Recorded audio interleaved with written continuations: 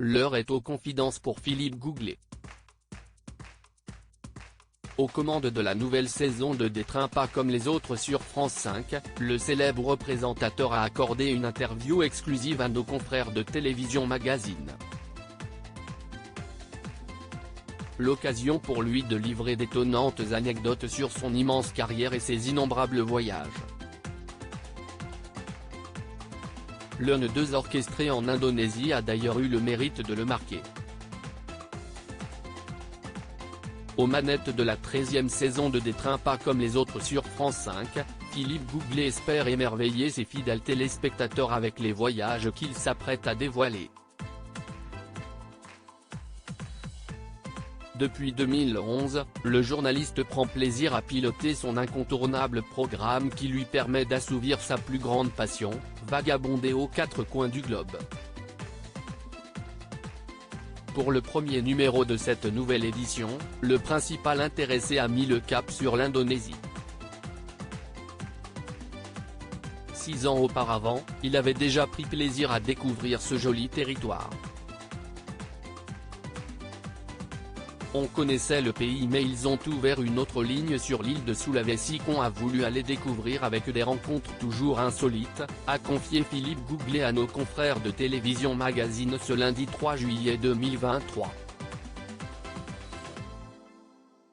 L'occasion pour lui de partager sur une anecdote des plus captivantes. À en croire ses récentes confidences, ce tournage en Asie a été riche en surprises. On est allé à la rencontre du peuple Taraja qui vit à Sulawesi. Ils ont un rapport à la mort qui est plus que particulier. Quand quelqu'un meurt, le défunt reste plusieurs années à la maison et il n'est pas considéré comme décédé. Les enfants viennent lui faire des câlins, on lui apporte du café. Une coutume qui lui était totalement étrangère, si est complètement dingue.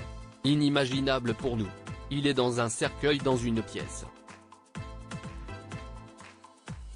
Mon hôte l'a ouvert devant moi et j'ai vu une momie conservée, si est impressionnant et très troublant. Au cours de ses périples, Philippe Googlet aime se nourrir des innombrables rencontres qu'il peut orchestrer avec ses équipes.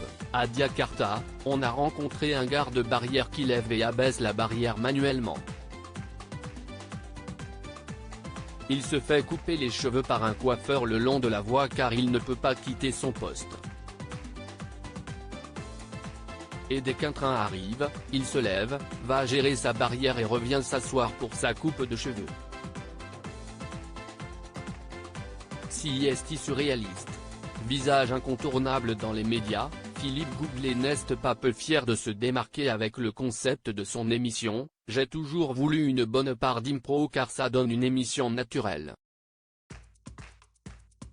On prépare le voyage, l'itinéraire et quelques rendez-vous, mais le reste est souvent improvisé, surtout les rencontres. Visiblement, l'animateur fourmille d'idées quant à ses prochaines éditions. Ce serait intéressant d'aller voir la Corée du Nord. Mais si est très difficile d'accès et on n'aurait pas de liberté de mouvement. Je ne pense pas qu'on puisse faire ce que l'on veut et le documentaire sera contraint. Ce serait compliqué d'en sortir quelque chose de bien.